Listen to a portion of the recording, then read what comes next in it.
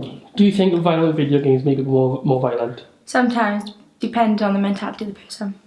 And do you think there's enough being done to restrict younger kids from playing games rated older? No, because the parents are going to buy them. Video games, a popular way to pass the time, to escape from your everyday life for an hour or two. Video games have evolved alongside modern technology, meaning that games nowadays look just as real as movies.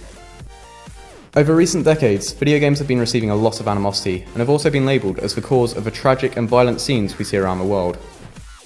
Join me on my journey as I begin investigating video game culture.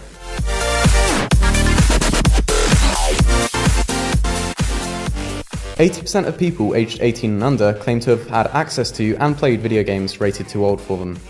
Does exposing these young children and teenagers to these violent games have any effect on their mental state? We talked to Connor, an avid gamer, to find out. My name's Connor, I'm 15 and I play video games about 4 or 5 times a week. Well, I get my mother to game mostly, or other members from my family older than 18 or 18. Well, on certain games, your anger comes out. Like when I play FIFA, if I don't score when I really want to score, or if they score past me, I get really angry.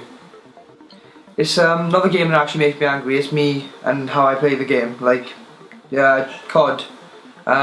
It's if I like shoot someone and I don't kill them, I get really frustrated again. And it's just the same with any other game. Do you think violent video games make people more violent? No. No, I don't think so. Why? Because I think people only go on them to vent out the frustration, and doesn't make them violent in real life. You don't always have to choose a violent path in video games, such as Fallout. You get the speech options, which allow you to walk away with the quest completed and without anybody getting killed. How does long exposure to these images and scenes make you feel as you grow up? To find out, we interviewed media student and copious gamer Connor Mumford. My name is Connor Mumford, I'm 19 years old and I play video games daily. I think I started playing video games when I was like 3, very, very young. I used to play downstairs, my parents used to watch me and everything. The names of the games I used to play was like, it used to be Spider-Man. I'll always remember how you couldn't touch the ground when you used to, like, web swing and everything, and Tarzan, and mostly kid games like that. I think I'd log in about, 6 hours a day, every day, so that's 6 times 7, that's 42.